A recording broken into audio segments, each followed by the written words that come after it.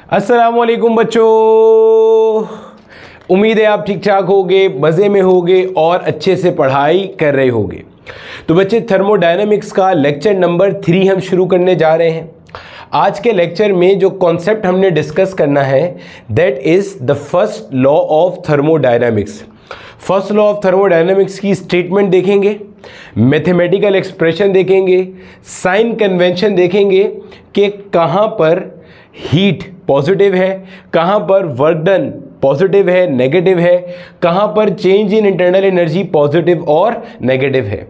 साथ ही साथ अभी तक हमने जितने कॉन्सेप्ट्स पढ़ लिए हैं, वर्क डन इन थर्मोडायनामिक्स का कॉन्सेप्ट, साइक्लिक प्रोसेसेस का कॉन्सेप्ट, और जो आज की क्लास में फर्स्ट लॉ को डिस्कस करेंगे उससे रिलेटेड माजी में जो अच्छे अच्छे क्वेश्चंस आए हुए हैं वो हम डिस्कस कर रहे होंगे।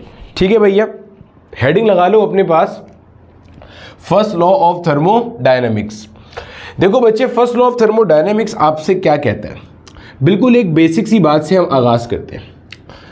ये मान लो मेरा बेटा, हमारे पास एक कोई कंटेनर है। आपने बोला ठीक है सर, और ये जो कंटेनर है इसमें इस जगह पर एक पिस्टन कनेक्ट हुआ है। ठीक है सर, ये जो पिस्टन है ये फ्री टू मूव है, यानी कि ये पिस्टन ऊपर भी जा सकता है और ये पिस्टन नीचे भी जा सकता है। ठीक है सर, यहाँ तक भी समझ में आ गया। ये जो कंटेनर है, इस कंटेनर के अंदर मैंने कुछ गैस के मॉलिक्यूल्स को इनक्लोज किया हुआ है। आपने बोला ठीक है सर, समझ में आता है। अब ये जो गैस के मॉलिक्यूल्स हैं इनके पास कुछ ना कुछ इंटरनल एनर्जी होगी। मान लो वो जो इंटरनल एनर्जी है वो किसके बराबर है, U1 के बराबर है। सर क्यों होगी इनके पास इंटरनल एनर्जी? क्योंकि हम ये बात पढ़ चुके हैं कि हम आइडियल गैस की बात कर रहे हैं, और आइडियल गैस के अंदर इंटरनल एनर्जी से मुराद सिर्फ कौन सी होती है, काइनेटिक एनर्जी होती है, और वो किस पर डिपेंड करती है, टेम्परेचर पर डिपेंड करती है। तो अभी इस वक्त सिस्टम का, गैस का कुछ ना कुछ टेम्परेचर होगा, सही है भाई। सराउंडिंग से हीट एनर्जी एक्वायर की होगी, कुछ ना कुछ तो इसका टेम्परेचर होगा। तो उस टेम्परेचर की वजह से इसके पास कुछ क्या होगी, इंटरनल एनर्जी होगी U1। ठीक है, कुछ टेम्परेचर T1 होगा, उसकी वजह से इंटरनल एनर्जी क्या होगी, U1। और ये जो इंटरनल एनर्जी है ये काइनेटिक एनर्जी होती है। बोला ठीक है सर। और काइनेटिक एनर्जी का मायना ये है कि ऑब्जेक्ट के पास मूव करने के लिए स्पीड मौजूद है। तो इसका मतलब ये जो मॉलिक्यूल्स हैं ये क्या कर रहे हैं, ये ऐसे रैंडमली मूव करते फिर रहे हैं। कोई कहीं जा रहा है, कोई कहीं जा रहा है, कोई कहीं जा रहा है, ऐसे all these molecules are moving randomly in different direction. बोला ठीक है सर, यहाँ तक की बात हमें समझ में आती है, कोई परेशानी यहाँ तक हमारे पास नहीं है। ठीक है सर, जब ये मॉलिक्यूल्स रैंडमली मूव करेंगे तो मेरे बच्चे ये आपस में टकराएंगे। बोला बिल्कुल टकराएंगे। सिमिलरली ये वॉल से भी टकराएंगे, यस सर। ऊपर पिस्टन से भी टकराएंगे, बिल्कुल टकराएंगे। अब समझो जरा, जब ये मॉलिक्यूल ऊपर जाके पिस्टन से टकराएंगे, ये मान लो मैंने आपको पिस्टन शो किया, ये पिस्टन यहाँ से उठा के यहाँ शो किया। अब ये मॉलिक्यूल गया और ये मॉलिक्यूल जाके ऊपर क्या कर रहा है मेरे बच्चे, पिस्टन से स्ट्राइक कर रहे हैं। अब ऐसे आया, आगे पिस्टन को स्ट्राइक किया, तो इसका मतलब ये फोर्स एक्सर्ट करेगा ड्यूरिंग द कोलिजन, बिल्कुल करेगा। और हमें ये बात पता है कि force exerted per unit area क्या होता है, प्रेशर होता है। इसका मतलब आप कहोगे कि गैस के मॉलिक्यूल्स प्रेशर एक्सर्ट कर रहे हैं इन द अपवर्ड डायरेक्शन। गोया के जो गैस के मॉलिक्यूल्स हैं ये क्या कर रहे हैं, प्रेशर एक्सर्ट कर रहे हैं इन द अपवर्ड डायरेक्शन। मैं यहाँ कह भी सकता हूँ pressure is exerted by gas molecules in the upward direction. बोला ठीक है सर, समझ में आती है बात। अब देखो, आपको पिस्टन यहाँ पे रुका हुआ नजर आ रहा है। मैंने अभी आपको कहा था कि सर ये जो पिस्टन है, this piston is free to move, यानी कि ये पिस्टन ऊपर भी जा सकता है और ये पिस्टन नीचे भी आ सकता है। उसके बावजूद आपको पिस्टन एक जगह पर रुका हुआ नजर आ रहा है। इसका मतलब क्या है, इसका मतलब जितनी ताकत पर यूनिट एरिया मॉलिक्यूल्स नीचे से ऊपर लगा रहे हैं, उतनी ही ताकत पिस्टन इन मॉलिक्यूल्स पर यूनिट एरिया ऊपर से नीचे लगा रहा है। आसान भाषा में, जितना प्रेशर गैस के मॉलिक्यूल्स अपवर्ड लगा रहे हैं उतना ही प्रेशर ऊपर से नीचे की तरफ इन पर लग रहा है, जिसकी वजह से ये इक्विलिब्रियम स्टेट मेंटेन है और ये पिस्टन आपको यहां पर रुका हुआ नजर आ रहा है। सर पिस्टन कैसे फोर्स लगा सकता है? प्रेशर क्या होता है, force per unit area. Sir piston force या प्रेशर कैसे एक्सर्ट कर सकता है? देखो भाई, ये जो पिस्टन है मेरे बच्चे, इस पिस्टन का कोई मास होगा, बिल्कुल होगा सर। अगर इसका मास होगा तो हमें पता है अगर मैं m को g से मल्टीप्लाई कर दूं तो वेट ऑफ द पिस्टन मिल जाएगा, बिल्कुल मिल जाएगा। ये जो वेट ऑफ द पिस्टन है वो कहां पे एक्ट कर रहा है, डाउनवर्ड। भाई अर्थ जो इस पिस्टन पे फोर्स लगा रही है वो कहां पर है, डाउनवर्ड। अगर मैं तुम्हारे सर पे एक पिस्टन रख दूं तो तुम्हें अपने सर पर एक वजन महसूस होगा, क्यों? वो पिस्टन तुम्हारे सर पे एक फोर्स लगा रहा है नीचे आने के लिए, क्यों? क्योंकि उसके ऊपर वेट की फोर्स एक्ट कर रही है। एक रीजन कि पिस्टन क्या कर रहा है, फोर्स अप्लाई कर रहा है। अच्छा सर और क्या रीजन है? सराउंडिंग में यहां पे आपके पास एयर के मॉलिक्यूल्स मौजूद है। भाई ये जो कंटेनर है ये किसी जगह पे रखा हुआ है, बाहर एयर मौजूद है, बिल्कुल है। और जो एयर के पार्टिकल्स हैं वो एटमॉस्फेरिक प्रेशर एग्जर्ट करते हैं, हाँ या ना? पी एटमॉस्फेरिक, बोलो भाई क्या एग्जर्ट करते हैं, एटमॉस्फेरिक प्रेशर। तो आपने क्या सीखा? आपने ये सीखा कि जो पिस्टन है वो ऊपर से नीचे गैस पर फोर्स लगा रहा है और जो गैस के मॉलिक्यूल्स हैं वो नीचे से ऊपर पिस्टन पर फोर्स लगा रहे हैं। गैस के मॉलिक्यूल्स क्यों फोर्स लगा रहे हैं? क्योंकि they are moving randomly in all the possible directions due to the internal energy, और वो जाके टकरा रहे हैं पिस्टन से। तो नीचे से ऊपर की तरफ गैस के मॉलिक्यूल फोर्स लगा रहे हैं, ऊपर से नीचे की तरफ पिस्टन फोर्स लगा रहा है। और जो पिस्टन फोर्स लगा रहा है उसकी रीजन क्या है, एटमॉस्फेरिक प्रेशर जो कि पिस्टन पर एक्ट कर रहा है, और पिस्टन का अपना वेट जो कहां जाना चाह रहा है, डाउनवर्ड। अब पिस्टन अगर आपको यहां पे रुका हुआ नजर आ रहा है, इसका मतलब क्या है, ये दोनों फोर्सेस नीचे से ऊपर वाली, ऊपर से नीचे वाली एक दूसरे को बैलेंस आउट कर रही है, कैंसिल आउट कर रही है। बोला ठीक है सर, समझ में आता है, कोई टेंशन नहीं है यहां तक। अब देखो मेरे बच्चे, अब क्या हुआ, अब मैंने क्या किया, इसको हीट एनर्जी प्रोवाइड करना शुरू कर दी। ठीक है, अब मैंने क्या किया, मैंने इस सिस्टम को हीट एनर्जी प्रोवाइड करना शुरू कर दी। ठीक है, अब ये समझते जाना चीजें सारी की सारी। अब मैंने सिस्टम को Aahista Aahista Aahista Aahista heat energy provide करना शुरू कर दी। अब मैं इसको हीट एनर्जी दे रहा हूं। ठीक है सर, ये तो कुछ वही बात आप कर रहे हैं जो आपने पिछले 2 लेक्चर्स में भी की है, बिल्कुल वैसे ही है, उसी से आगे स्टार्ट कर रहे हैं। ठीक है, मैंने इस सिस्टम को हीट एनर्जी दी। जैसे ही मैं सिस्टम को हीट एनर्जी दूंगा ये मॉलिक्यूल्स एनर्जी एब्जॉर्ब करेंगे, जी सर। सिस्टम एनर्जी एक्वायर करेगा, जी सर। ये सिस्टम मेरा गैस है जिसको मैं कंसीडर कर रहा हूं। ये सिस्टम एनर्जी एक्वायर करेगा तो इसकी इंटरनल एनर्जी बढ़ेगी। मान लो पहले मॉलिक्यूल्स की इंटरनल एनर्जी थी U1, अब वो बढ़ के कितनी हो गई, U2। और टेम्परेचर भी ऑब्वियसली पहले से बढ़ गया, T2। पहले टेम्परेचर T1 था, बढ़ के T2 हो गया, तो इंटरनल एनर्जी भी U1 से बढ़ के क्या हो गई, U2 हो गई। बोला ठीक है सर। तो भाई इंटरनल एनर्जी क्या होती है, काइनेटिक एनर्जी होती है। पहले आपके पास इंटरनल एनर्जी कम थी तो इसका मतलब काइनेटिक एनर्जी कम थी। अब जब इंटरनल एनर्जी बढ़ गई इसका मतलब काइनेटिक एनर्जी क्या हो गई, बढ़ गई। और काइनेटिक एनर्जी का फॉर्मूला है ½mv²। अगर काइनेटिक एनर्जी बढ़ गई तो इसका मतलब मेरे बेटे जो स्पीड ऑफ मॉलिक्यूल्स था वो भी क्या हो गया, बढ़ गया। यानी कि अब मॉलिक्यूल ज्यादा तेजी से मूव कर रहे हैं। ज्यादा तेजी से मूव करने का मतलब क्या है, समझो। ये मान लो पिस्टन है, ये मान लो क्या है, पिस्टन है। पहले मॉलिक्यूल क्या कर रहे थे, ऐसे आके टकरा रहे थे, डुम डुम डुम। अब ऐसे आगे टकरा रहे, तेजी से आगे टकरा रहे, फर्क नजर आ रहा है। अगर आप तेजी से किसी दीवार से जाके टकराओ तो आप जो फोर्स एक्सर्ट करोगे उसकी वैल्यू क्या होगी, बढ़ जाएगी। जैसे जैसे जैसे जैसे आपने हीट एनर्जी प्रोवाइड करना शुरू करी तो मेरा बेटा आपको नजर आया कि आपके हीट एनर्जी देने से internal energy of the molecules बढ़ी और इसकी वजह से kinetic energy of the system बढ़ी। इसकी वजह से आपके पास जो speed of the gas molecules थी वो क्या हो गई, बढ़ गई। और आपके पास pressure exerted by gas molecules बढ़ेगा मोमेंटेरली, एक लम्हे के लिए। यह बात समझना बहुत जरूरी है। कैसे बढ़ेगा, एक लम्हे के लिए बढ़ेगा। सर एक लम्हे के लिए क्यों बढ़ेगा, जब ये सब चीजें बढ़ गई तो ये तो परमानेंट बढ़ जाएगा। नहीं, परमानेंट आप बढ़ने नहीं दे रहे। क्यों, आपने इस पिस्टन को कैसा छोड़ा हुआ है, आपने पिस्टन को छोड़ा हुआ है फ्री टू मूव। कैसा छोड़ा है, फ्री टू मूव छोड़ा है। जैसे ही यहां पे गैस के मॉलिक्यूल थोड़ा सा प्रेशर बढ़ाएंगे, चुन्ना सा, ये भाई साहब थोड़ा ऊपर चले जाएंगे, ये पिस्टन थोड़ा ऊपर जाएगा। जैसे ही पिस्टन ऊपर गया, volume occupied by the gas बढ़ गया तो प्रेशर कम हो जाएगा। भैया देखो ये जगह है, अभी वॉल्यूम एक सर्टेन ऑक्यूपाई किया हुआ, मान लो V1। जैसे ही पिस्टन चुनना से ऊपर गया, वैल्यू वॉल्यूम की V1 से बढ़ गई तो जो pressure exerted by gas molecule था वापस कम हो जाएगा। क्लियर है। तो प्रेशर ऑफ द गैस को आप चेंज होने नहीं दे रहे, ध्यान में रखिएगा। बहरहाल उस पर वापस आते हैं अभी, ठीक है। तो हुआ क्या मेरे भाई, हुआ ये कि आपने हीट एनर्जी प्रोवाइड करी, इंटरनल एनर्जी बढ़ी, एक लम्हे के लिए गैस के मॉलिक्यूल्स का प्रेशर बढ़ा, बट आपने भाई पिस्टन को फ्री टू मूव छोड़ा हुआ था और ये पिस्टन नन्ना सा ऊपर चला गया। ठीक हो गया सर। फिर आपने हीट एनर्जी दी, फिर इसकी इंटरनल एनर्जी बढ़ी, फिर स्पीड बढ़ी, फिर प्रेशर बढ़ा स्लाइड सा, फिर इसने फोर्स अप्लाई करी, फिर ऊपर चला गया। ठीक हो गया। यानी कि आप देखो तो आप मेरा बेटा जो हीट एनर्जी दे रहे हो वो दो कामों में खर्च रही है, वो दो कामों में यूज कर रहा है ये सिस्टम आपका। जो आप हीट एनर्जी दे रहे हो, नंबर एक ये क्या कर रहा है, इंटरनल एनर्जी को चेंज कर रहा है। बोला ठीक है सर, समझ में आ रहा है। दूसरा काम क्या कर रहा है, दूसरा काम ये कर रहा है, समझो। पहले मान लो जब तक आपने हीट नहीं दी थी आपका पिस्टन यहां था। बोला ठीक है सर।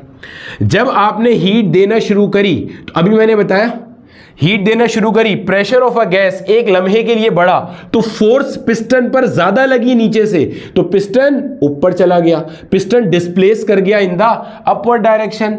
तो मान लो पिस्टन यहां तक आ गया। पॉइंट समझ में आ रहा है। पहले पिस्टन इस लेवल पर था, अब पिस्टन इस लेवल पर आ गया, तो गोया आपका जो पिस्टन है वो अपवर्ड डिस्प्लेस हो गया और इसने डिस्प्लेसमेंट कितनी कवर करी, डेल्टा एक्स, बाज किताबों में डेल्टा वाई, बाज में एस का नाम देते हैं, जो अच्छा लगे कह दो। ये डिस्प्लेसमेंट है। तो अब समझो, पहला काम तो गैस के मॉलिक्यूल्स ने ये किया कि इंटरनल एनर्जी चेंज कर दी, हीट ने। पहला काम तो हीट ने क्या किया कि गैस के मॉलिक्यूल्स की इंटरनल एनर्जी चेंज कर दी। दूसरा काम क्या किया, दूसरा काम किया work done. Sir work done कैसे किया, बहुत सिंपल है भाई। यहां पे मेरे पास कोई एक ऑब्जेक्ट है। बोला ठीक है सर, ये ऑब्जेक्ट है। अगर मैं इस ऑब्जेक्ट पर एक फोर्स लगाऊं और नतीजे में ये ऑब्जेक्ट एक सर्टेन डिस्प्लेसमेंट कवर करे, यानी कि पहले यहां था, अब ये ऑब्जेक्ट उठ करके यहां आ जाए, ऐसे इस डायरेक्शन में डिस्प्लेसमेंट कवर कर ले, तो आप बोलोगे वर्क इज डन। फोर्स लगाई, डिस्प्लेसमेंट कवर हुई। तो भैया ये पिस्टन पहले यहां था, नीचे से ऊपर की तरफ गैस के मॉलिक्यूल्स ने फोर्स एक्सर्ट करी। बोला ठीक है सर। तो ये पिस्टन यहां नहीं रहा, यहां से ऊपर चला गया, तो फोर्स लगी, डिस्प्लेसमेंट कवर हुई, work is said to be done, काम हुआ। तो इसका मतलब जो हीट एनर्जी प्रोवाइड कर रहे हैं वो दो कामों में खर्च हो रही है। एक, changing the internal energy of the system, changing the temperature of the system, और दूसरा क्या कर रहा है, दूसरा मेरा बेटा वर्क डन कर रहा है। बोलो भाई साहब, यहां तक बात समझ में आती है? जी सर समझ में आती है, कोई टेंशन नहीं है। अब यहीं पे मेरे बच्चे कुछ चीजें और सुन लो ताकि मैं इसकी एक्सप्रेशन लिखूंगा तो आपको समझ में आएगा। पहले जब तक आपने हीट एनर्जी प्रोवाइड नहीं की थी, गैस के मॉलिक्यूल्स ने ये वॉल्यूम ऑक्यूपाई किया हुआ था, इसको मैं कह रहा हूं V1। अब देखो, पहले के मुकाबले में इतना एक्स्ट्रा वॉल्यूम ऑक्यूपाई कर लिया है, ये एक्स्ट्रा वॉल्यूम है, ये पहले ऑक्यूपाई नहीं किया हुआ था। पॉइंट समझ में आ रहा है? जब आपने हीट एनर्जी प्रोवाइड करी तो ये एक्स्ट्रा वॉल्यूम ऑक्यूपाई कर ली है। बोला ठीक है सर, समझ में आता है। अब इसकी मैं एक्सप्रेशन लिखता हूं। जब मैं इसकी एक्सप्रेशन लिखूंगा तो आप बोलोगे कि जो हीट एनर्जी सप्लाइड है that is utilize in changing the internal energy of the system and doing work by the system. System ने काम किया, किस पर काम किया, सराउंडिंग पर काम किया। सर सराउंडिंग पे काम कैसे किया? भाई देख, पिस्टन पहले यहां था, यस सर, एयर के मॉलिक्यूल्स इधर इधर होंगे। बोला ठीक है सर। अब सुनना, समझना गौर से बात को। क्या ये पिस्टन सिस्टम का पार्ट था? नहीं सर। तो गैस के मॉलिक्यूल ने पिस्टन को धक्का दिया? जी सर। पिस्टन ऊपर गया? जी सर। तो इसका मतलब पिस्टन पर वर्क डन हुआ? Yes sir. तो पिस्टन क्या है? सराउंडिंग है। तो work is done by the system on the surrounding, work is done by the system on the surrounding. ठीक है, तो ये है मेरा बेटा आपके पास फर्स्ट लॉ ऑफ थर्मोडायनामिक्स। अगर आप देखोगे तो first law of thermodynamics is nothing but the law of conservation of energy. जो आपका law of conservation of energy आप पढ़ के आते हो ना, ये उसी का एक रिवाइज स्टेटमेंट है थर्मोडायनामिक्स में। जैसे फ्लूइड्स में हम law of conservation of energy का स्टेटमेंट बर्नौलीज प्रिंसिपल में पढ़ते हैं, बिल्कुल वैसे यहां पे हमारा law of conservation of energy का जो स्टेटमेंट है वो आपका फर्स्ट लॉ ऑफ थर्मोडायनामिक्स में। कैसे सर जरा बताएं? भाई सिंपल है, देखो समझो। अगर मेरा बेटा, गौर से सुनना, अगर मेरा बेटा मैंने हीट एनर्जी प्रोवाइड करी 20 जूल की, समझना बताता हूं कि ये कैसे law of conservation of energy. अगर मैंने सिस्टम को 20 जूल का हीट एनर्जी दिया और मान लो इंटरनल एनर्जी का जो चेंज आया वो 15 जूल का हुआ, सही। इंटरनल एनर्जी का चेंज कितना आया 15 जूल का। तो इसका मतलब यह है कि सिस्टम जो काम कर सकता है वो 5 जूल के बराबर कर सकता है। यह बहुत इंपॉर्टेंट चीज है, गौर से सुनना। अगर तुमने किसी को 20 रुपए दिए, उसमें से 15 रुपए का सामान ले लिया, तो अब आप सिर्फ 5 रुपए का मजीद सामान ले सकते हो। सर ऑब्वियस सी बात है, यहां भी यही चीज है, ऑब्वियस सी बात है। आपने सिस्टम को 20 जूल एनर्जी दी, बोला ठीक है सर। मॉलिक्यूल्स ने उसमें से 15 जूल इस्तेमाल कर लिया अपनी इंटरनल एनर्जी को बढ़ाने में। तो अब जो सिस्टम वर्क डन करेगा सराउंडिंग पर, वो सिर्फ बची हुई एनर्जी से कर सकता है, विच इज 5 जूल। क्लियर हो गया? यानी कि total energy supplied is equal to the sum of total energy used.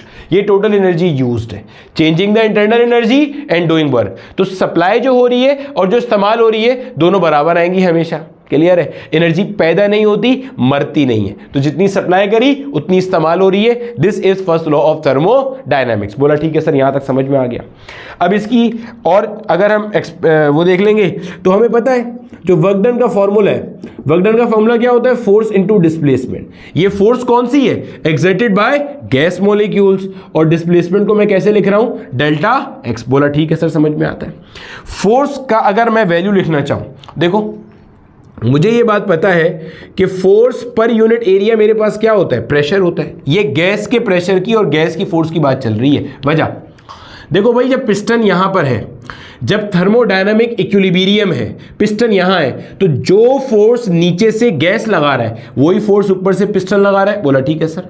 लेकिन एक चीज ध्यान में रखना, जब आपने हीट एनर्जी दी तो मोमेंटेरियली, एक लम्हे के लिए जो फोर्स बढ़ेगी वो गैस के मॉलिक्यूल्स की बढ़ेगी, पिस्टन के साथ तो आपने कोई कार्रवाई की ही नहीं है। ऐसा थोड़ी आपने ऊपर से भी जोर लगाना शुरू कर दिया। क्लियर है? जैसा ठीक है। तो अगर मैं ए को वहां ले जाऊंगा, ये ए क्या है? Area of the piston, piston का एरिया, क्योंकि जो गैस के मॉलिक्यूल्स है, मान लो पिस्टन आपका नीचे से ऐसे दिख रहा है, तो गैस के मॉलिक्यूल तो मेरे बच्चे ऐसे पिस्टन के ऊपर जाके फोर्स लगा रहे हैं, तो ये पिस्टन का एरिया यहां पे जो आ रहा है। बोला ठीक है सर। तो भाई साहब एफ क्या बन जाएगा? F will be equal to P times of A. तो यहां पे आ गया पी टाइम्स ऑफ ए, और आगे आ गया जनाब डेल्टा एक्स। ठीक है सर, समझ में आता है। ए क्या है मेरा बेटा? Area of the piston. A क्या है आपके पास? Area of the piston. Delta X क्या है? पिस्टन कितना ऊपर गया, पहले यहां था अब यहां आ गया, तो ये जो डिफरेंस है, ये जो डिस्टेंस कवर किया, इसको आप क्या कहते हो? Delta x. ठीक है।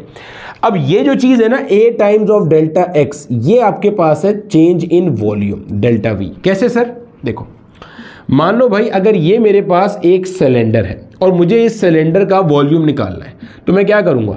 मुझे अगर ये एरिया पता है, मैं इस एरिया को लेंथ से मल्टीप्लाई कर दूंगा, तो मुझे क्या मिल जाएगा? मुझे इसका वॉल्यूम मिल जाएगा। भाई वॉल्यूम 3 डायमेंशनल होता है, तो area 2 dimension multiply by this 1 dimension, this will give you the volume of this cylinder. बोला ठीक है सर, समझ में आता है। अब देखो इधर, अगर आप ये डेल्टा वी की, अगर आपने ये वॉल्यूम कैलकुलेट करना है, ये वाला वॉल्यूम, तो कैसे निकालोगे आप? ये डेल्टा एक्स आपको पता है, मतलब ये डेल्टा एक्स है, इसकी हाइट, इसको अगर आप देखोगे तो ये ऐसे ही है, ये ऐसे है, ये इसको मैंने ऐसे पलट कर दिखाया है। ठीक है। ये पिस्टन पहले आपका यहां था, यस सर, पिस्टन यहां से ऐसे चला गया, तो ये जो आपको नजर आ रहा है मेरे बच्चे, ये कितना है आपका? डेल्टा एक्स है। पिस्टन पहले यहां था ना, अब यहां चला गया। इसको पलटो, इसको पकड़ो, इसको पकड़ो, इस चीज़ को, और इसको ऐसे उल्टा कर दो। जो मतलब उल्टा करने से मुराद ये है, इसको अगर मैं आपको दिखाऊं ना, ये देखो ये है, ये देखो ये समझ लो, ये पहले यहाँ था, पिस्टन आपका यहाँ था, पिस्टन आपका यहाँ था, अब यहाँ से यहाँ चला गया। ये डेल्टा एक्स है, पिस्टन यहाँ था, यहाँ से यहाँ चला गया। ठीक है। ये ऐसे था, अब मैं इसको ऐसे दिखा रहा हूँ। ये तो पिस्टन इधर से इधर आ गया, और अल्टीमेटली अब आपने करना क्या है मेरे बच्चे? अब आपने ये वॉल्यूम निकालना है कि कितना आपका डेल्टा वी है, कितना आपका चेंज इन वॉल्यूम आया। तो कैसे निकालोगे? जो भी पिस्टन का एरिया है इसको मल्टीप्लाई कर देंगे किससे? आप डेल्टा एक्स से। तो A into delta X will give you the change in volume. बोला ठीक है सर, समझ में आता है। तो ये बन गया आपके पास P delta V, work done. ये वही पी डेल्टा वी है मेरे बच्चे जिसको हमने पीछे 2 लेक्चर्स में बहुत तसल्ली से पढ़ा है।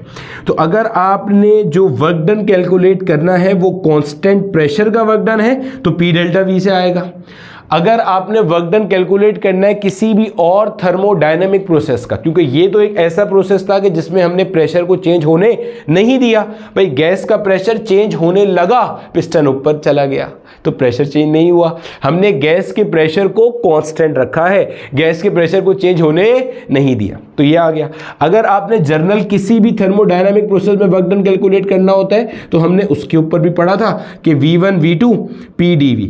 मैंने आपको कहा था कि आपके कोर्स में ये इंटीग्रेशन नहीं है, तो हम क्या करते हैं, simple area under PV diagram से कैलकुलेट कर लेते हैं। कैसे करते हैं भाई, एरिया अंडर PV डायग्राम।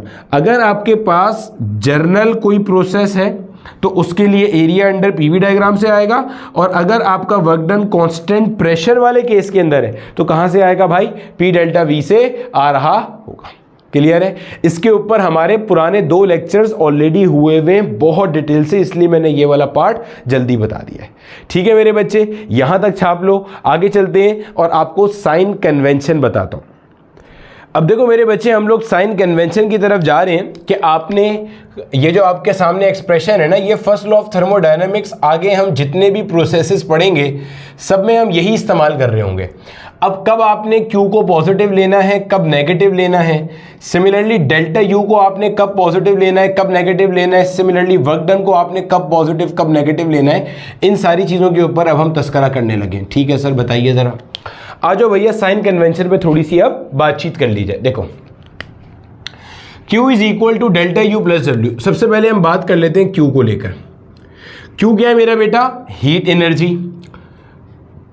अब Q आपके पास पॉजिटिव कब होगा, जब कभी भी आप सिस्टम को हीट एनर्जी दोगे। Heat is given to the system, और यहां पे सिस्टम से क्या मुराद है, गैस है। Heat is given to the system या heat is added to the system. मतलब एग्जामिनर कोई भी लफ्ज यूज करेगा, आपने सिस्टम को हीट दी, सिस्टम ने हीट एब्जॉर्ब करी, सिस्टम में हीट ऐड की गई, ठीक है, ये सब टर्म यूज करेगा। Heat is absorb by the system, heat is gained by the system, heat is acquired by the system. अब जितने लफ्ज हो सकते हैं ना, वो यहां पे जहन में रख लेना। सर आप इतने सारे लफ्ज क्यों लिख रहे हैं, इसलिए कि मेरे बच्चे ये जो मेरे लेक्चर्स हैं ये 11-12 वालों के लिए तो है ही है, लेकिन ये ई-कैट एमडी-कैट वालों के लिए भी हैं। तो ई-कैट एमडी-कैट के जब आप पास पेपर के क्वेश्चन देखोगे तो एग्जामिनर कोई भी इसमें से लफ्ज यूज करता आपको मिलेगा। Heat is given to the system, heat add हुई सिस्टम में, system absorb this much amount of heat, gain करी, एक्वायर करी, ये सब चीजें। ठीक है। सिमिलरली नेगेटिव कब होगा, when heat is given by the system, when heat is given by the system, जब सिस्टम हीट को रिजेक्ट करेगा, जब सिस्टम हीट को रिजेक्ट करेगा, रिलीज करेगा, या आप कहोगे when heat is removed from the system, या when heat is given out by the system. यानी कि सिस्टम हीट को बाहर दे रहा है, सिस्टम से हीट बाहर आ रही है, उस केस में आप कैसा ले रहे होगे, इसको नेगेटिव ले रहे होगे। बोला ठीक है सर, समझ में आता है, आगे चलें। अब आ जाओ डेल्टा यू। डेल्टा यू क्या है भाई, चेंज इन इंटरनल एनर्जी। देखो भाई, चेंज इन इंटरनल एनर्जी आप निकालते कैसे हो, पहले जरा ये समझ लो। देखो चेंज हमेशा हम कैसे निकालते हैं, फाइनल माइनस इनिशियल, गोया कि U2 माइनस U1। अब देखो अगर change in internal energy positive आ रहा है तो इसका एक ही मतलब है, बेसिक सी बात है, U2 का वैल्यू ज्यादा होगा और U1 का वैल्यू कम होगा। भाई अगर ये चीज पॉजिटिव आ रही है, आप खुद सोचो, बेसिक मैथ्स, ये चीज ज्यादा होगी, ये चीज कम होगी, बड़े में से छोटा निकालेंगे तो आंसर कैसा आएगा, पॉजिटिव आएगा। बोला ठीक है सर। अगर ये पॉजिटिव है तो इसका मतलब ये है U2 is greater than U1, final internal energy ज्यादा है इनिशियल इंटरनल एनर्जी के मुकाबले में। अगर फाइनल इंटरनल एनर्जी ज्यादा है, इसका मतलब फाइनल टेम्परेचर ज्यादा होगा इनिशियल टेम्परेचर के मुकाबले में, तभी तो फाइनल इंटरनल एनर्जी ज्यादा है। बोला ठीक है सर। इसका मतलब टेम्परेचर बढ़ा है, इसका मतलब टेम्परेचर इंक्रीज हुआ है, या आप बोलोगे इसका मतलब इंटरनल एनर्जी इंक्रीज हुई है। सर क्या मतलब, अरे भाई पहले इंटरनल एनर्जी 10 जूल थी, अब इंटरनल एनर्जी हो गई 30 जूल। बताओ चेंज कितना आया, 30 माइनस 10, 20 जूल का चेंज आया। बोला ठीक है सर, तो पॉजिटिव आया। तो जब इंटरनल एनर्जी बढ़ेगी तो चेंज पॉजिटिव आएगा, कम होगी तो नेगेटिव आएगा ऑब्वियसली। तो U2 greater than U1, T2 greater than T1 और टेम्परेचर इंक्रीज। अच्छा एक चीज और ध्यान में रखना, एक चीज और, आपका एग्जामिनर ना पॉजिटिव को ऐसे भी कहता है, कभी कभार हम कहते हैं ना Q इज पॉजिटिव, तो इसका वो ऐसे भी कह सकता है कि Q इज ग्रेटर देन 0, और Q नेगेटिव का मतलब क्या है, Q इज लेस देन 0। क्या मतलब सर, बेसिक नंबर लाइन का कॉन्सेप्ट आपने पढ़ा होगा, नहीं पढ़ा तो अब सुन लो। यहाँ पे कभी आपने अपने बचपन में नंबर लाइन देखी होगी, तो जो नंबर लाइन होती है ना, उस नंबर लाइन के अंदर आपके पास इधर 0 होता है, और 0 से जब आप सीधे हाथ पे जाते हो तो आपको सारे पॉजिटिव नंबर मिलते हैं, 0 1 2 3 ऑनवर्ड। जब आप 0 से नेगेटिव साइड पे जाते हो, उल्टे हाथ पे जाते हो, तो आपको सारे नेगेटिव नंबर्स मिलते हैं। तो अगर मैं कहूं मेरे पास x कोई नंबर है और x का वैल्यू ग्रेटर देन 0 है, तो अगर x ग्रेटर देन 0 है तो इसका मतलब वो 0 से सीधे हाथ पे लाई करेगा, तो विच इज पॉजिटिव। क्लियर है। अगर मैं कहूं कि जनाब x इज लेस देन 0, तो ये कहां लाई कर रहा होगा, 0 से उल्टे हाथ पे लाई करेगा, तो इसको आप कहोगे ये कैसा नंबर है, एक नेगेटिव नंबर है। बोला ठीक है सर, समझ में आ जाता है। इसी तरीके से इसको भी कह सकते हैं, अगर डेल्टा u पॉजिटिव है तो इसका मतलब क्या है, delta u is greater than 0। अगर डेल्टा u नेगेटिव है तो इसका मतलब क्या है, delta u is less then 0। खैर, तो U2 final internal energy greater than initial internal energy, final temperature greater than initial temperature, temperature बढ़ गया, इंटरनल एनर्जी बढ़ गई। किसकी, सिस्टम का टेम्परेचर बढ़ा, सिस्टम की इंटरनल एनर्जी बढ़ गई। बोला ठीक है सर, समझ में आता है। ऐसे भी कह सकता है कि सिस्टम की काइनेटिक एनर्जी बढ़ गई है, ये बात भी सही है। कह सकता है भाई सिस्टम की, इस सिस्टम के अंदर जो गैस के पार्टिकल्स हैं, मॉलिक्यूल्स हैं, उनकी स्पीड क्या हो गई है, बढ़ गई है। बोला ठीक है सर। अब देखो आगे, change in internal energy negative कब होगा। देखो, अगर आपको इसका आंसर नेगेटिव में चाहिए, फाइनल माइनस इनिशियल का आंसर अगर आपको नेगेटिव में चाहिए, वो तब होगा जब U2 छोटा हो और U1 ग्रेटर हो। भाई छोटे में से बड़ा निकालोगे तो आंसर कैसा आएगा, माइनस में आएगा। बिल्कुल सही बात है सर। तो इसका मतलब ये तब होगा जब U2 is less then U1। क्या मतलब सर, मान लो पहले सिस्टम की इंटरनल एनर्जी थी 15 जूल, अब आपने उसके ऊपर कोई कार्रवाई करी, कोई थर्मोडायनेमिक प्रोसेस लगाया, अब उस सिस्टम की इंटरनल एनर्जी हो गई मान लो 5 जूल। पहले कितनी थी, 15, अब कितनी हो गई, 5 जूल। तो ये इंटरनल एनर्जी बढ़ी है या कम हुई है, सर कम हुई है। चेंज क्या होगा, 5 माइनस 15, फाइनल माइनस इनिशियल। तो जब आप करोगे तो आंसर नेगेटिव आएगा।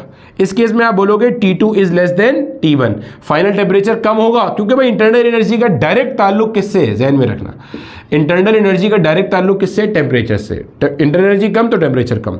या एग्जामिनर आपका बोलेगा कि भाई टेम्परेचर क्या हुआ, डिक्रीज हुआ, या बोलेगा भाई इंटरनल एनर्जी क्या हुई, डिक्रीज हुई, या बोलेगा भाई सिस्टम के अंदर जो गैस पार्टिकल्स है इनकी काइनेटिक एनर्जी कम हुई, या मॉलिक्यूल्स की स्पीड कम हुई। ये सारे टर्म वो यूज कर सकता है। बोला ठीक है सर, समझ में आते हैं, आगे चले। आगे आपके पास क्या है, वर्क डन। अब मेरे बच्चे, वर्क डन आपके पास पॉजिटिव कब है और नेगेटिव कब है, इसके ऊपर हमने ऑलरेडी बहुत तफसील से बात की है पिछले 2 लेक्चर में। वर्क डन मेरा बेटा पॉजिटिव होता है जब आप कहोगे when work is done by the system, when work is done by the gas या डन बाय द सिस्टम। जब सिस्टम ने काम किया, जब सिस्टम काम करेगा तो पिस्टन ऊपर जाएगा।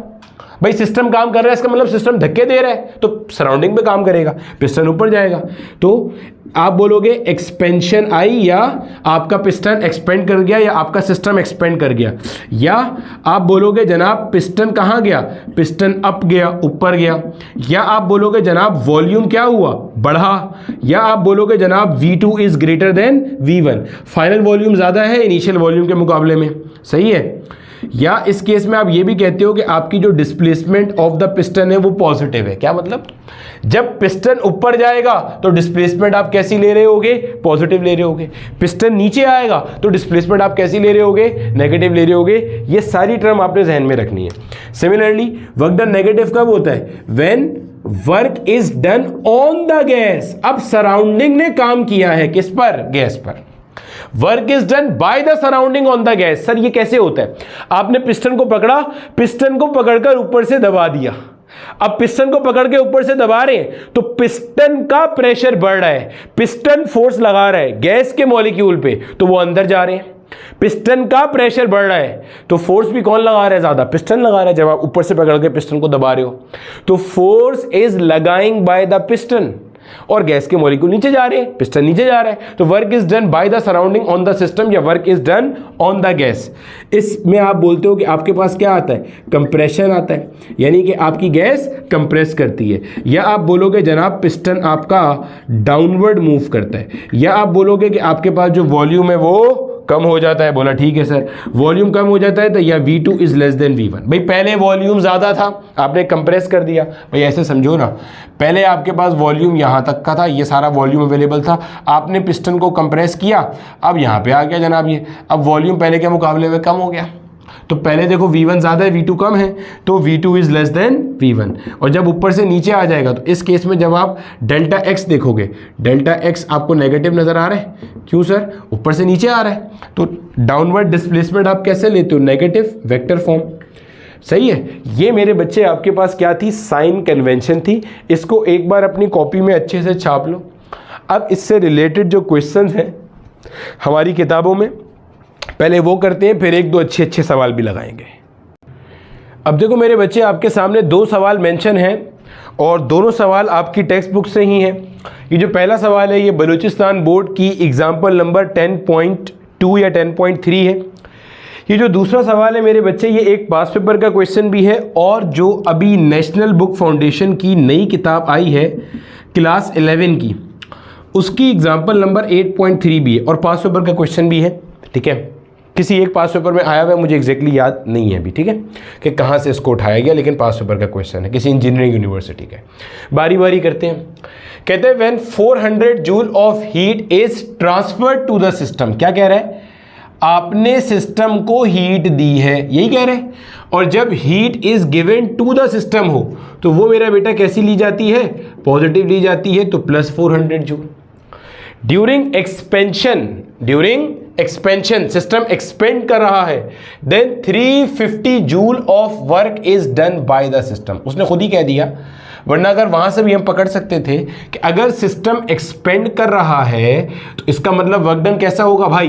पॉजिटिव होगा। बोला ठीक है सर, समझ में आता है। What is the change in internal energy? ठीक है भाई साहब, निकालते हैं। फॉर्मूला क्या है आपके पास? Q is equal to delta U plus W। बोला ठीक है सर, आगे चलें। अब Q की जगह पे क्या लिख दिया? Q की जगह पे लिख दिया जनाब प्लस का 400 और डेल्टा U रखा है एज इट इज। W की जगह पे क्या रख दिया भाई? प्लस का 350। बोला ठीक है सर। अब इस 350 को वहाँ फेंक देंगे। सही है भाई। 400 माइनस का 350 will be equal to delta U, which mean this will be equal to plus 50 joule. अब आपको ना ये समझ में आना चाहिए कि आपने इससे सीखा क्या है। समझ में क्या है? चेंज इन इंटरनल एनर्जी आ गई 50 जूल। इसका मतलब क्या है? इसका मतलब ये है कि मेरे भाई ये जो पॉजिटिव साइन आ रहा है ये इंडिकेट कर रहा है कि आपके सिस्टम की इंटरनल एनर्जी बढ़ी है, आपके सिस्टम का टेम्परेचर बढ़ा है, कम नहीं हुआ। ये क्या मतलब सर? आपने सिस्टम को हीट कितना दिया था? 400 जूल का हीट दिया था। 400 जूल में से सिस्टम ने काम कितने जूल का कर लिया? सिस्टम ने काम कर लिया 350 जूल का। बाकी 50 जूल कहां गया? सिस्टम की इंटरनल एनर्जी बढ़ाने में गया। Law of conservation of energy. Energy can neither be supplied nor be created, यही पढ़ा था ना। Energy can neither be destroyed nor be created, यही पढ़ा है। और जो आप एनर्जी प्रोवाइड करते हो वो पूरी पूरी खर्चती है, पूरी पूरी इस्तेमाल होती है। तो आपने सिस्टम को 400 जूल दी, 400 जूल में से 350 जूल का काम हुआ और बाकी 50 जूल का क्या हुआ? इंटरनल एनर्जी चेंज हुआ। बोला ठीक है सर।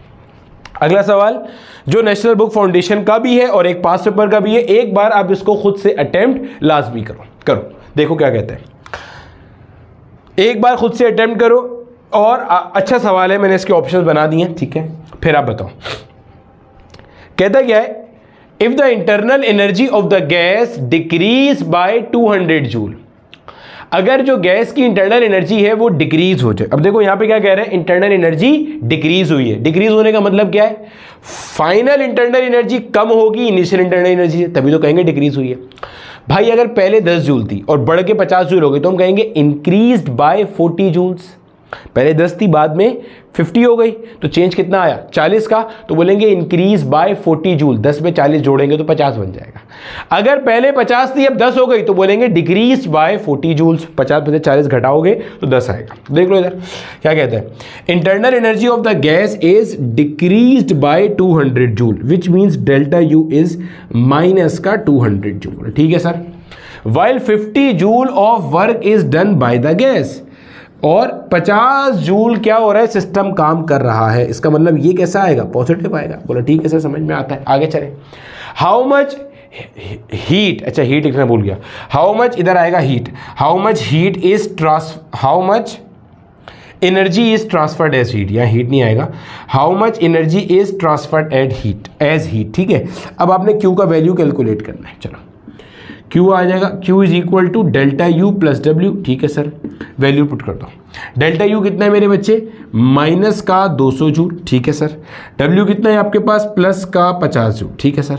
सिंप्लीफाई किया क्या आंसर आता है, माइनस का माइनस प्लस का माइनस होगा, साइन बढ़ेगा आएगा, माइनस का 150 जूल, आंसर आ गया 150 जूल। अब दो ऑप्शंस दिए मैं, अब देखो आपने सिस्टम को हीट दी है या सिस्टम ने हीट डिस्कार्ड की है, सोचो क्या हुआ यहां पे, सिस्टम को हीट दी गई है या सिस्टम ने हीट डिस्कार्ड की है, क्या नजर आ रहा है, माइनस का मतलब है सिस्टम ने हीट रिलीज करी है, इसका मतलब 150 joule of heat is given by the system. System को हीट नहीं दी है, ये समझ में आ रही है, सिस्टम को हीट नहीं दी है, ये बात समझ लेना अच्छे तरीके से। हुआ कुछ ऐसा है, सुनना गौर से, हुआ क्या यहां पे, हुआ क्या, गैस के मॉलिक्यूल से एनर्जी ली गई 200 जूल, ये तो मैं प्रोसेस समझा रहा हूं ताकि कंजर्वेशन का कॉन्सेप्ट आए। कुछ ऐसा प्रोसेस हुआ, अभी हमने थर्मोडायनेमिक डिफरेंट प्रोसेस पढ़े ही नहीं, बहुत सारे प्रोसेस होते हैं, ठीक है। लाजमी नहीं होता कि जब सिस्टम काम कर रहा है तो आपने हीट दी हो, ऐसा कोई लाजमी नहीं है, तभी तो साइन कन्वेंशन आई है मार्केट में। आगे हम चल के पढ़ेंगे एडियाबैटिक प्रोसेस, उसमें सिस्टम काम कर रहा होगा और आप हीट भी नहीं दे रहे होगे, तो खैर बहुत सारे प्रोसेस होते हैं। तो अभी आप ये वाला प्रोसेस समझो, हुआ क्या इस प्रोसेस में, किसी तरह से आपने सिस्टम के मॉलिक्यूल की इंटरनल एनर्जी छीनी, कितनी, 200 जूल। सिस्टम के मॉलिक्यूल की जो भी इंटरनल एनर्जी थी आपने उसमें से 200 जूल छीन ली। वो जो 200 जूल छीनी, उस 200 जूल की मदद से 50 जूल का सिस्टम ने काम किया और 150 जूल सिस्टम से बाहर फेंक दी, ये कह रहे हैं। आपने मॉलिक्यूल से 200 जूल छीनी, उस 50 जूल से वर्क डन किया on the surrounding by the gas, और 150 जूल क्या करा, सिस्टम ने उठा के बाहर फेंक दी। क्लियर है मेरे बच्चे, चलो छाप लो जल्दी से, आगे चलते हैं। अब देखो मेरे बच्चे, आपके सामने एक सवाल लिखा हुआ है और इस सवाल पर जाने से पहले आपको आपकी स्क्रीन पर 2 होमवर्क क्वेश्चंस नजर आ रहे होंगे। ये होमवर्क क्वेश्चंस अगेन एक सिंध बोर्ड से लिया गया है, एक पंजाब बोर्ड की नई किताब से लिया गया है। तो आपने यहां पर वीडियो को पॉज करके पहले होमवर्क क्वेश्चन सॉल्व कर लेने हैं। भाई ये होमवर्क क्वेश्चन ना बहुत मेहनत से कलेक्ट किए जाते हैं और gradual understanding of the concepts के लिए ये चीज़ें बहुत ज़रूरी हैं कि जो आपको बताया जाए वो आप लाजमी फॉलो कर रहे हो, ठीक है। तो होमवर्क पहले सॉल्व करना, फिर इस सवाल पर चलना। सवाल आपसे पूछा गया Pakistan institute of engineering and applied sciences 2014, ठीक है सर, समझ में आता है। अब देखो सवाल के 3 पार्ट्स हैं, 3 नंबर का ये सवाल था। तो अगर आपको थर्मोडायनेमिक्स ढंग से आती है तो आपके 3 नंबर यहाँ पे सीधे हो गए, सही। 3 नंबर का सवाल है, कहता क्या है, when system goes from state A to state B, आपका सिस्टम है जो किसी एक स्टेट से किसी दूसरी स्टेट में जा रहा है। It is supplied with 400 joules of heat, आपने सिस्टम को हीट दी है, ए से बी तक जाते हुए कितनी हीट दी है जनाब, 400 जूल, और चूंकि आपने सिस्टम को हीट दी है तो पॉजिटिव आ गया। And it does 100 joule of work, और सिस्टम ने काम किया, ए से बी तक जाते हुए सिस्टम ने काम किया कितना, 100 जूल का। तो आपने बोला भाई प्लस 100 जूल, ये आ गया, बोला ठीक है सर, ये आ गया। और सिस्टम ने काम किया कितना, 100 जूल का, बोला ठीक है sir. Find the change in internal energy, ठीक है, बिल्कुल सिंपल क्वेश्चन जैसे अभी कराया था। Q is equal to delta U plus W, बोला ठीक है सर। अब Q कितना है भाई, प्लस 400 है, प्लस नहीं लिखो कोई परेशानी नहीं है। Delta U plus work done by the gas bye the system कितना है, 100, इसको इधर भेज के माइनस करा देंगे। तो चेंज इन इंटरनल एनर्जी, कहाँ से कहाँ जा रहे हो आप, A से B जा रहे हो, तो 100 वहाँ आके, ये 100 यहाँ से उठ के यहाँ आ गया, तो 400 minus 100 will give you 300 joule, और प्लस का होगा क्योंकि प्लस 400 माइनस का 100 प्लस का 300 जूल। क्या सीखा आपने, आपने ये सीखा कि आपने सिस्टम को जो 400 जूल का एनर्जी दिया, उस 400 जूल में से सिस्टम ने 100 जूल का काम किया और बाकी 300 जूल का क्या किया, अपनी इंटरनल एनर्जी को इंक्रीज किया, टेम्परेचर बढ़ा। बोला ठीक है सर, समझ में आ गया। If the system moves from B to A find the change in internal energy. अब ये वाला जो आपका सवाल है क्वेश्चन नंबर 2, ये मेरा बेटा आपका लेक्चर नंबर 2 से है। लेक्चर नंबर 2 से मैं यहां बता तो दूंगा, लेकिन अगर आपको नहीं समझ में आए तो मैं रेफरेंस दे रहा हूं, कहां से जाके देखो, इससे पीछे वाला लेक्चर देखो। हमने वहां पे ये बात पढ़ी थी कि अगर आपके पास ये पीवी डायग्राम है जिसको हम इंडिकेटर डायग्राम कहते हैं, यहां हमारा एक स्टेट है, यहां हमारा एक स्टेट है। मैंने कहा अगर आप स्टेट 1 से स्टेट 2 में जाते हो, ये मान लो स्टेट 1 है, ये मान लो स्टेट 2 है, इस रास्ते से, या इसको आप कह लो कि ये आपका स्टेट ए है और इसको आप कह लो कि ये आपका स्टेट बी है। स्टेट का मतलब क्या है, इधर प्रेशर वॉल्यूम टेम्परेचर की एक सर्टेन वैल्यू है, इधर प्रेशर वॉल्यूम टेम्परेचर की कुछ और वैल्यू है, तो ये एक सर्टेन स्टेट, ये एक सर्टेन स्टेट। आप यहां से यहां गए, बोला ठीक है सर, फिर आप यहां से वापस यहां पर आ गए, ठीक है सर। तो इस पॉइंट पर जब आप आओगे, आप अब जब net change in internal energy calculate करोगे तो आपका net change in internal energy क्या आएगा, 0 आएगा। जितना इंटरनल एनर्जी का चेंज इधर से इधर जाते हुए था, उतना ही इंटरनल एनर्जी का चेंज इधर से इधर आते हुए होगा ऑपोजिट साइन के साथ। अगर इधर जाते हुए +10 जूल था तो इधर आते हुए -10 जूल होगा, इधर जाते हुए -10 जूल था तो इधर आते हुए +10 जूल होगा। जो भी होगा नेट चेंज 0 करना है। क्यों सर नेट चेंज 0 क्यों करना है? क्योंकि इंटरनल एनर्जी तब चेंज होती है जब टेम्परेचर चेंज होता है। आपका अगर आप ए से बी गए, बी से वापस ए आ गए, तो आपका इसका मतलब इनिशियल पॉइंट भी ए था और फाइनल पॉइंट भी क्या है, ए है। तो जो टेम्परेचर ए का इनिशियली था वही टेम्परेचर ए का फाइनली है, तो चेंज इन टेम्परेचर 0 है, इसका मतलब चेंज इन इंटरनल एनर्जी क्या होगा, 0 होगा।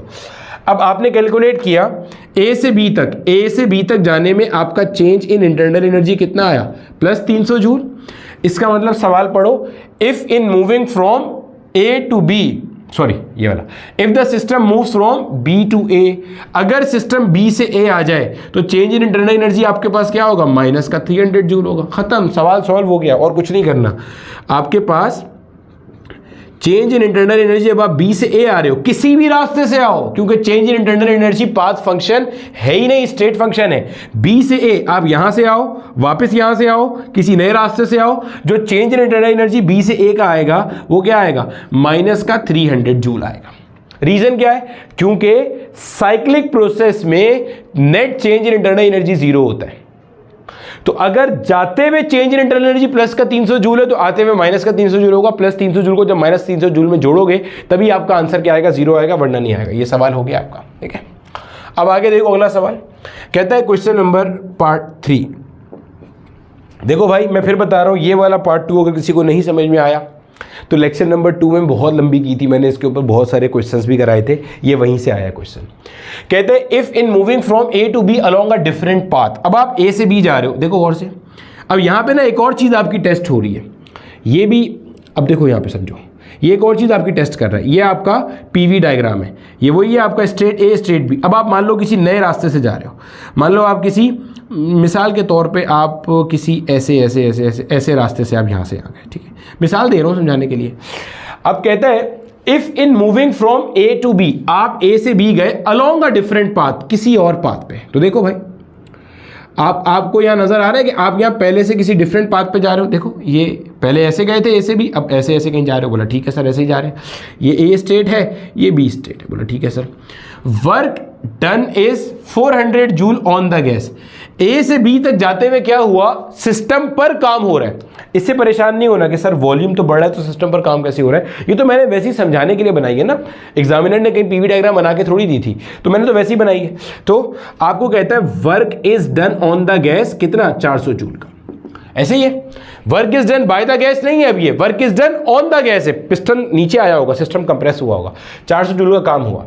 How much heat is absorbed, कितना हीट एब्जॉर्ब हुआ ये आपसे मांग रहा है। बोला कोई मसला ही नहीं, अभी निकाल लेते हैं। देखो एक बात समझो, ये क्या है, आप अगेन ए से बी जा रहे हो, लेकिन on a different path, using a different path. तो इससे परेशान नहीं होना कि सर पहले ए से बी गए थे तो आप कह रहे थे ये वर्क डन है, अब गए हैं तो ये वर्क डन है। अरे भाई work done is a path function.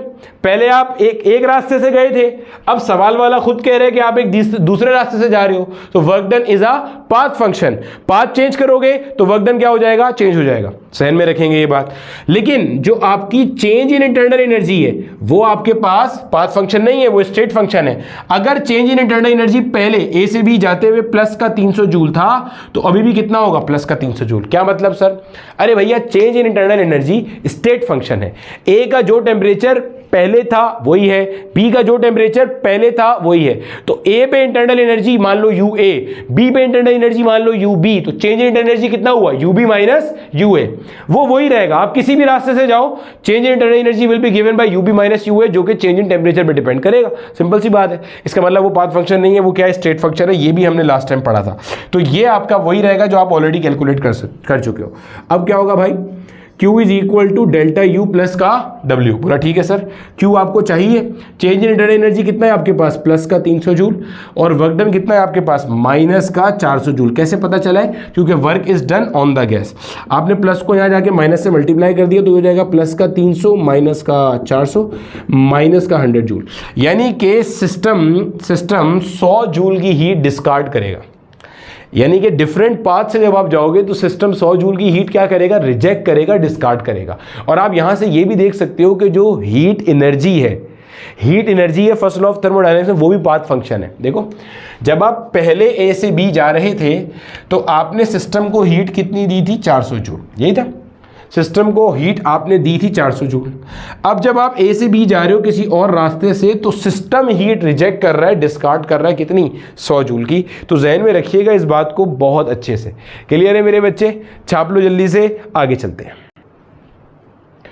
अब देखो मेरे बच्चे, ये जो सारा का सारा कॉन्सेप्ट था जिसमें हमने ये 3 सवाल सॉल्व किए और 2 मैंने आपको होमवर्क किए, this was all about the concept of first law of thermodynamics. अब जो हमारा अगला लेक्चर रहेगा उसके अंदर मेरे बच्चे हम फर्स्ट लॉ ऑफ थर्मोडायनेमिक्स के जो डिफरेंट प्रोसेसेस हैं, आइसोबैरिक, आइसोकोरिक, आइसोथर्मल, इडियाबैटिक और साइक्लिक प्रोसेसेस, इन सब के ऊपर डिटेल से बातचीत करेंगे और इससे रिलेटेड जो अच्छे सवालात पॉसिबल होंगे वो सारे के सारे कर रहे होंगे। ठीक है मेरे बच्चे?